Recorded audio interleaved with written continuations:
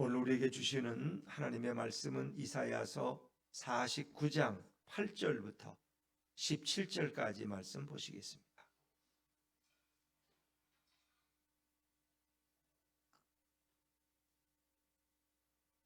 구약성경 1028쪽 이사야서 49장 8절부터 17절까지 말씀, 저와 여러분이 한 절씩 교독하겠습니다.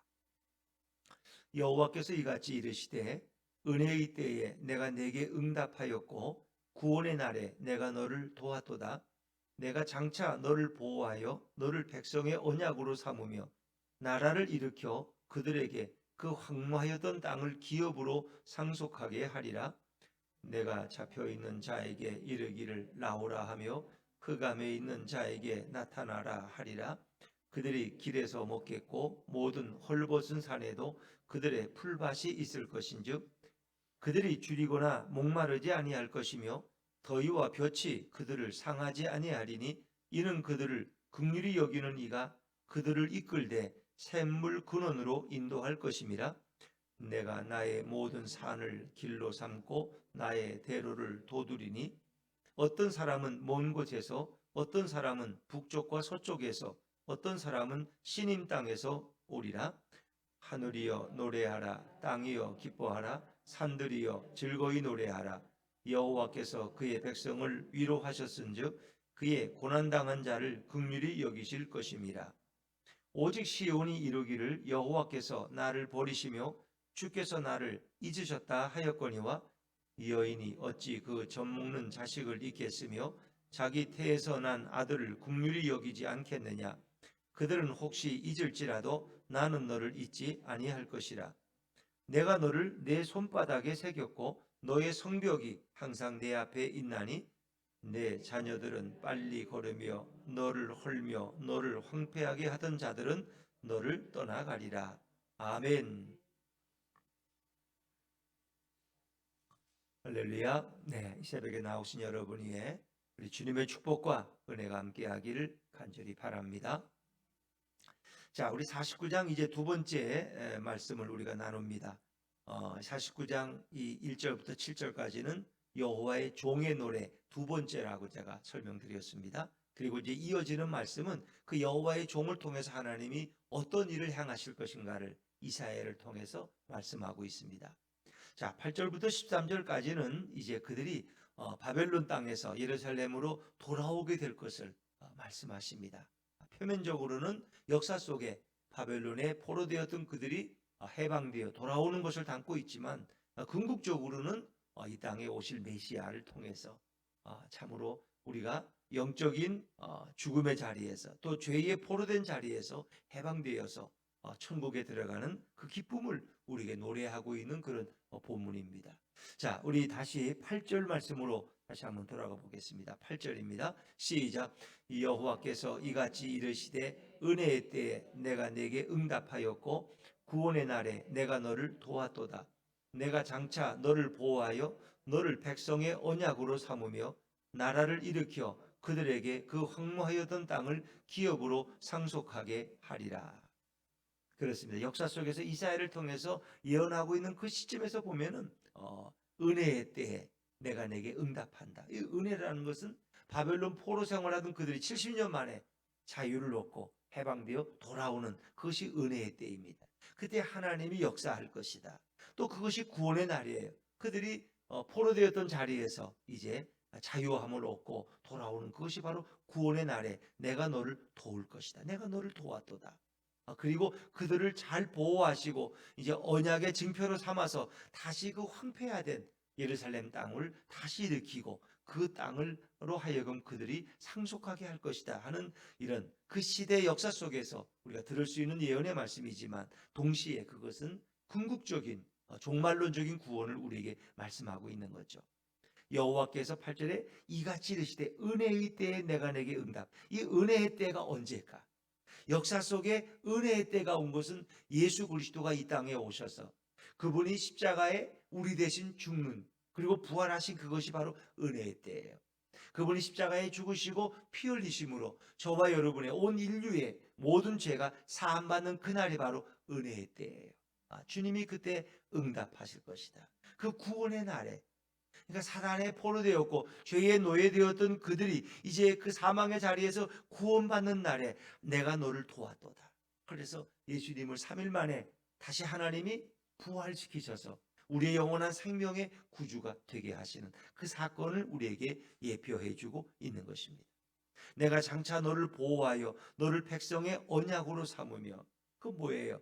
그러니까 내가 너를 보호하고 너를 백성의 언약으로 삼. 이 너라는 건 누구를 가리키는 거냐? 메시아 예수님을 가리키는. 하나님께서 메시아를 보호해 주. 예수님을 보호하, 예수님을 도와주시고 예수님께 응답하시고 너를 백성의 언약으로 삼았다. 그래서 예수님께서 그 새로운 언약을 맺으시는 거예요. 지하들과 십자가에 달리기 전에 마지막 목요일 만찬에서 뭐라 그래요? 내 피를 내 이거 준다. 너희에게 준다. 이것이 너희에게 생명이 되는 거예요. 내 살을 너희가 이제 먹게 될 것이다. 그것이 하나님과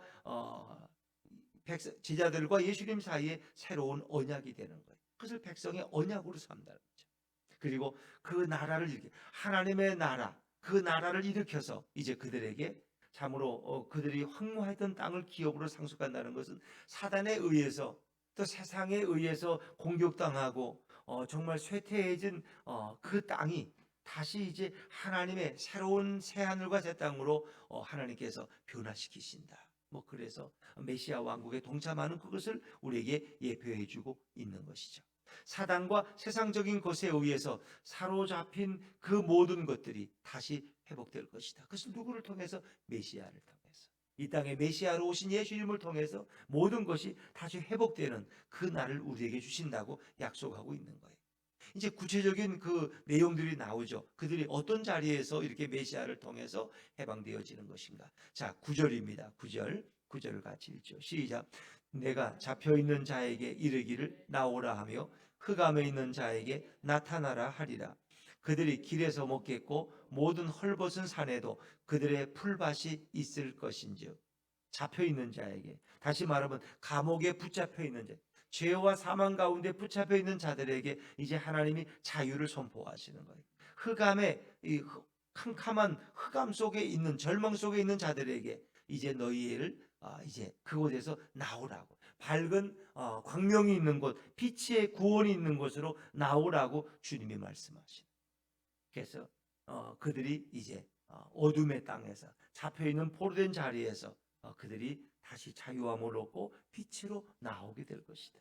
그리고 그들은 이제 어떻게 해요? 돌아오는 길에서 먹겠고 헐벗은 산에도 그들의 풀밭이 있을 겁니다. 즉 그들을 하나님이 먹이시고 입히신다는 얘기죠. 내가 책임지고 메시아께서 그들을 먹이시고, 마치 이것은 마치 예수님이 목자가 되셔서 그 어린 양떼들을 잘 이끌어 가시고 그들을 먹이시고 보호하시는 모습을 우리로 하여금 연상하게 합니다. 길에서 먹겠고 헐벗은 산은 민둥산이에요. 도저히 뭐 양들이 먹을 것이 없는 그 산에서도 그것에 풀밭이 있게 할 것이다. 그래서 그들은 돌아오는 길에, 아니 또 그들은 주의 나라에 이르렀을 때 어떤 일을 당할 것인가. 자, 10절 말씀입니다. 10절 한번 읽어보죠. 10절 시작. 그들이 줄이거나 목마르지 아니할 것이며 더위와 볕이 그들을 상하지 아니하리니 이는 그들을 긍휼히 여기는 이가 그들을 이끌되 샘물 근원으로 인도할 것임이라. 바벨론 포로 생활에서 고통당하다 자유함을 얻고 돌아오는 그들이 줄이거나 목마르지 아니하게, 햇빛이 그들을 상하지 아니하게 할 것이다. 그리고 그들을 진정한 샘물 근원으로 인도한다는 그런 말씀으로 읽어도 무방합니다. 그러나 이 예언의 말씀은 예수님께서 우리를 어디로 인도할 것이고 어떻게 우리를 축복하실 것인가를 말씀하시는 겁니다. 줄이거나 목마르지 아니할 것이고 더위와 볕이 그들을 상하게 하지 아니하리니. 이거 말씀은 어디서 여러분 본 기억이 있지 않습니까? 장례식 때 우리가 많이 인용하는 말씀이에요. 지금 이 땅에서는 고난을 당했지만 이제 하나님의 품에 안겨서 다시는 줄이거나 목마른 일이 없을 것이고 다시 어떤 것에 의해서 상함을 잊지 않을 것이다. 그리고 우리의 어린 양 목자께서 그들을 영원한 생수의 근원으로 인도할 것이라는 그런 말씀을 우리가 많이 들은 기억이 날 것입니다. 자, 요거를 접어놓고 계시록 7장 16절을 한번 찾아보시겠어요? 제일 뒤로 가시면 요걸 접어놓고 계시록 7장 16절, 신약성경 406쪽입니다. 계시록 7장 16절에 가시면 예수님이 우리를 위해서 천국에서 어떤 일을 행하실 것인가를 말씀하고 있죠. 자, 계시록 7장 16절, 먼저 7장 16절 한번 읽어볼까요? 시작. 그들이 다시는 줄이지도 아니하며 목마르지도 아니하고 해나 아무 뜨거운 기운에 상하지도 아니하리니. 이제 하나님이 부르셔서 천국으로 돌아간 백성들은 그 하나님 보좌 앞에서 영원히 하나님을 찬양하게 되는데 다시는 줄이는 일이나 목마르는 일이 없다. 어떤 것도 우리를 상하게 할 수 없어요. 또 중요한 것이 요한계시록 7장 17절 말씀인데 17절 말씀도 마저 읽죠. 17절 시작. 이는 보좌 가운데 계신 어린 양이 그들의 목자가 되사 생명수 샘으로 인도하시고 하나님께서 그들의 눈에서 모든 눈물을 씻어 주실 것임이라. 아멘. 어린 양 예수께서 그들의 목자가 되셔서 생명수 샘으로 인도하신다. 생명수 샘으로. 그리고 그들의 눈에서 눈물을 닦아주신다. 이것이 우리가 천국에 들어갔을 때, 새하늘과 새 땅에 들어갔을 때 우리의 목자 되신 주님이 우리에게 베푸신 큰 은혜죠. 다시 이사야 이제 49장 말씀으로 다시 돌아와 보죠. 49장 10절에 그런 말씀이 있죠. 줄이거나 목마르지 아니하고 더위와 볕이 그들을 상하게 하지 아니하리니 그들을 긍휼히 여기는 이가. 우리를 긍휼히 여기시는 분이 누구예요? 예수 그리스도. 우리의 메시아이신 목자 되신 그분이 그들을 이끌고 어디로? 샘물 근원으로 인도할 것이라. 샘물 근원으로. 그래서 계시록에 예언된 말씀이 예언된 말씀으로 읽지만 이미 오래전에 수천 년 전에 이미 이사야를 통해서 그 나라에 이르렀을 때 우리가 받을 대우와 그 선물을 이미 설명해 놓고 있는 거죠. 천국에서는 주님이 친히 우리의 눈물을 닦아주시고 다시는 목마름이 없는 생명수 근원으로 우리를 인도하신다는 거예요. 영원한 생명의 축복을 누리는 거죠. 자, 이제 11절 말씀은 또 메시아가 오실 때 세례 요한이 예언했듯이 이제 그 길을 미리 예비하신다 그랬어요. 자, 11절, 12절 같이 읽죠. 11절, 12절 시작. 내가 나의 모든 산을 길로 삼고 나의 대로를 도두리니 어떤 사람은 먼 곳에서 어떤 사람은 북쪽과 서쪽에서 어떤 사람은 시님 땅에서 오리라. 아멘.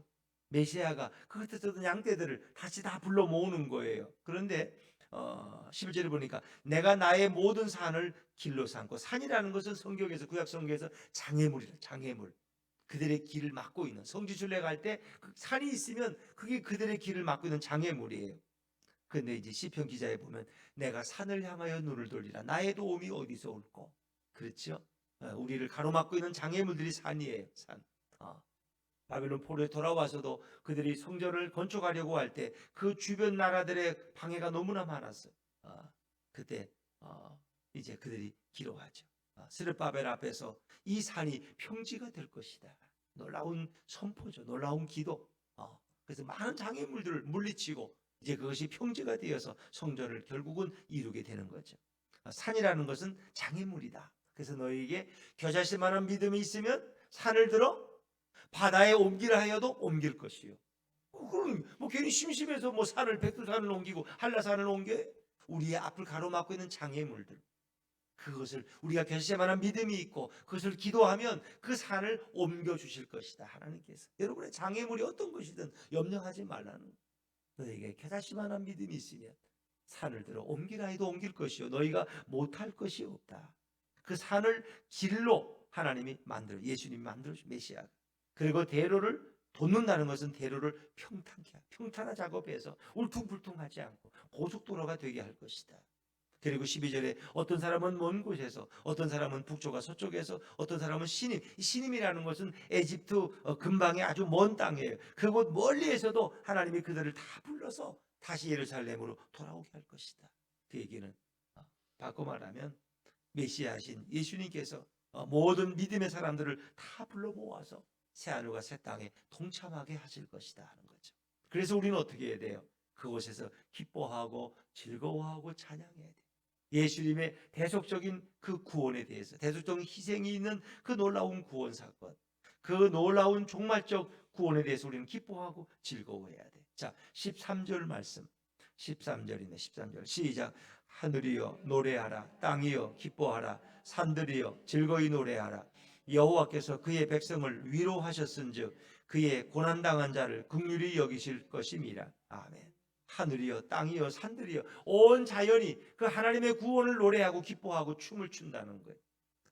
이제 그 구원은 궁극적으로 우리가 죄에서 사함받고 우리가 하나님의 자녀가 될 때, 그리고 그 천국 나라 천국에 들어갈 때 온 우주는 노래하며 기뻐 춤을 출 것이다. 특별히 여기서 보면 중간에 여호와께서 그의 백성을 위로하셨은즉, 위로, 이사야서 내 백성을 위로하라 위로하라 그런 말씀이 있죠. 물론 바벨론 포로에서 70년 동안 외롭게 고난당하던 그들, 종살이하던 그들을 당연히 위로를 받아야 되죠. 근데 위로라는 뜻의 의미는 더 중요한 의미가 있어요. 예수님이 오셔서 우리를 위로하신다는 건 뭘까? 너 슬펐지, 너 고생 많이 했지, 예수 믿고 복음 전하라고 정말 고난당했구나. 선교사님들을 위로하는 그런 것도 위로지만 그런 위로보다 더 근본적인 위로가 있어요. 위로라는 것은 죄에서 우리의 모든 죄를 용서해 주시는 거예요. 그게 진정한 위로가 될 줄로 믿습니다. 오늘 따지면 그래요. 우리의 모든 죄를 예수님이 다 사함받게 하시는 거예요. 계속적인 희생을 통해서. 그래서 예수님께서 그 백성을 위로하신다. 그것은 바로 우리 죄가 사함받을 때, 용서함 받을 때, 용서함 받을 때, 그것이 바로 기뻐하고 즐거워할 구원의 날이라는 거예요. 1차적으로는 바벨론 포로에서 돌아오는 날, 2차적으로는 예수님이 이 땅에 오셔서 그리고 다시 재림하셔서 우리를 영원한 천국으로 인도하시고 우리의 모든 죄를 다 용서하실 때, 이미 용서하셨지만 우리가 그 후에 지은 모든 죄까지도 다 용서하시고 우리를 깨끗한 의의 세마포로 입혀주실 때, 거기에 진정한 찬양의 그날이 올 거예요. 우리는 용서함 받았지만 또 매일매일 우리는 부족해서 또 넘어지고 또 유혹받고 또 시험 들 때가 너무나 많아요. 그 모든 것을 다 정결케 하시는 그날, 우리가 주님과 함께 세마포 옷을 입고 하나님의 나라에 참여할 때 그 놀라운 위로를 한번 생각해 보세요. 자, 이렇게 이제 이사야가 예언하지만 이것을 우리가 모두가 지금 우리가 들어도 뭐 다 그런 일이 있다고 믿겠어요? 무슨 천국에 예수가 오기나 하겠어? 내 눈으로 봐야 알지 언제나 오겠어 라고 이렇게 회의에 빠질 수도 있어요. 오늘 이스라엘 백성들도 마찬가지. 아니 70년 동안 종살이하게 만들고 예루살렘 바벨론에 의해서 멸망당하게 할 때는 언제인데 이제 또 뭐 우리를 뭐 돌아가게 한다고? 이걸 어떻게 믿어? 어떻게 믿어? 이걸 의심하는 사람들이 있어요. 의심하는 사람들. 아니 하나님이 우리를 버리신 거 아니야? 버리지 않았으면 내 기도를 이렇게 응답 안 할 수가 있어? 내 알레르기 비염도 안 고쳐주고 이렇게 생각할 사람도 있을 거예요. 새벽 기도만 나오면 알레르기 비염이 있어가지고 쿵쿵거리는데 이것도 안 고쳐주고 말이야. 예를 들면 여러분의 어떤 문제가 온전히 해결되지 않으면 우리는 하나님이 나를 버리시고 내 기도를 잊으셨다고 여길 수도 있을 거예요. 그런데 하나님 그렇지 않다는 것입니다. 하나님 어떤 분이시냐? 자, 이제 그 회의적인 의심하는 이스라엘 백성들에 대해서 오늘 주님께서 말씀하시는. 자, 14절 말씀. 14절인데 14절 같이 읽죠. 시작. 오직 시온이 이르기를 여호와께서 나를 버리시며 주께서 나를 잊으셨다 하였거니와. 시온이라는 건 이스라엘 백성들을 얘기하는 거예요. 그들이 뭐라고 해요? 하나님이 우리를 버리신 거 아니야? 우리를 잊으신 거 아니야? 아니라는 거예요. 하나님은 절대로 잊지 않으시고 절대로 버리시는 법이 없어요. 단지 그들을 고난의 용광로에 잠시 넣어둔 것뿐이지 그들을 결코 잊지 않으시고 결코 버리지 않으셨어요. 하나님은 절대로 버리지 않으셔요. 예수님은 우리를 결코 잊지 않으세요. 그래서 15절 말씀에 뭐라고 항변하십니까? 15절 말씀 시작. 여인이 어찌 그 젖먹는 자식을 잊겠으며 자기 태에서 난 아들을 긍휼히 여기지 않겠느냐. 그들은 혹시 잊을지라도 나는 너를 잊지 아니할 것이라. 아멘. 여인이 어찌 그 젖먹는 자식을 잊겠으며 자기 태에서 난 아들을 긍휼히 여기지 않겠느냐. 그렇죠. 일반적인 여인들은 그럴 거예요. 일반적인 모든 산모들, 어머니들은 다 그래요. 자식을 위해 자기 생명을 들이지. 자식이 귀찮다고 던져버리고 굶기고 오락하느라고 그냥 빠져가지고 자식이 굶어서 얼어 죽는데도 모르는 이런 비정한 어머니는 어쩌다 한 명씩 있는 거지. 대부분의 어머니들은 그렇지 않아요. 자식이 죽는 자리에 내가 대신 죽을 수 있다면, 자신의 병이 나을 수 있다면 내가 병이 걸려도 좋다는 이런 생각하지 않겠어요? 이게 부모들의 마음이고 이게 바로 하나님의 마음이에요. 그들은 혹시 자식을 잊을지라도 나는 너희들을 결코 잊지 아니할 것이라. 하나님은, 우리 예수님은 우리를 결코 잊지 않는다고 힘주어서 말씀하고 계시는 거예요. 왜? 어떻게 잊지 않으려고 어떻게 우리도 뭐 시장 가다가 뭐 물건 살 거 있으면 너무 많으면 5개가 넘으면 잊어버리기 쉬워요. 그게 메모를 어떤 손바닥에다가 볼펜으로 써가지고 갈 때도 있어. 손을 자꾸 받아. 예? 오늘 주님도 마찬가지. 16절입니다. 16절 시작.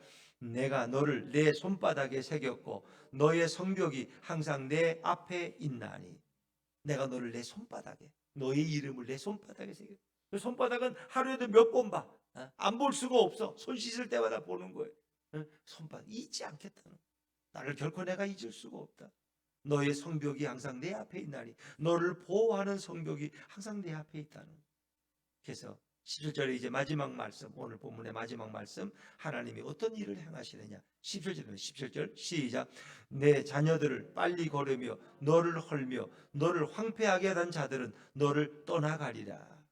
내 자녀들은 이제 빨리 바벨론에서 예루살렘으로 돌아오게 될 것이고, 그리고 너를 헐며 너를 황폐하게 하던 자들은 너를 떠나가리라. 이 너라는 표현들은 이제 앞에서는 메시아를 가리키는 너였지만 여기서는 이스라엘을 가리키는 너. 그래서 여호와의 종이란 표현도 그건 이스라엘을 가리키기도 하고, 또 그렇죠? 때로는 그 표현이 메시아를 가리키기도 할 때, 또 어떤 사명자를 가리킬 때도 종이란 표현을 쓰는 거죠. 여기서는 이스라엘 백성들을 빨리 걸으며 그리고 너를 헐며 너를 황폐하게 하던 자들은 너를 떠나갈 것이다. 떠나갈 것이다. 하나님께서 그들의 모든 대적들 원수들을 다 떠나가게 할 것이다. 메시아가 이루신 구원을 통해서 우리를 괴롭히던 모든 악한 사단의 권세들은 우리를 놓고 다 떠나갈 것이다. 우리의 심령을 황폐하게 하고 우리를 괴롭히던 모든 악한 자들이 다 떠나갈 것이다. 거기에 진정한 구원과 영생의 축복이 있는 것이죠. 오늘도 주님께서는 우리에게 말씀하셔요. 나는 결코 너를 버리지 않는다. 내가 너를 결코 잊는 법이 없다. 비록 그 엄마가 어떻게 난 자식을 잊을 수 있겠느냐. 그들은 혹시 만에 하나 잊을 수 있을지 몰라도 나는 너를 잊을 수 없다. 네 손바닥에 너의 이름을 새겨놨는데 내가 어떻게 너희를 잊을 수 있느냐. 너희를 괴롭히고 너희를 대적하는 모든 자들은 하루아침에 다 떠나가게 될 것이다. 그리고 너희는 이제 나와 함께 천국에서 영원한 복락을 누리게 될 것이라고 주님은 말씀하십니다. 오늘 예수님께서 주시는 이 놀라운 예언의 말씀을 우리 마음에 새기시고 오늘도 주님과 함께 우리를 사랑하시는 그 주님을 우리도 사랑하고 그 주님께 앞에 영광과 찬양을 돌리며 주님과 동행하는 승리의 하루가 되시기를 주의 이름으로 축원합니다.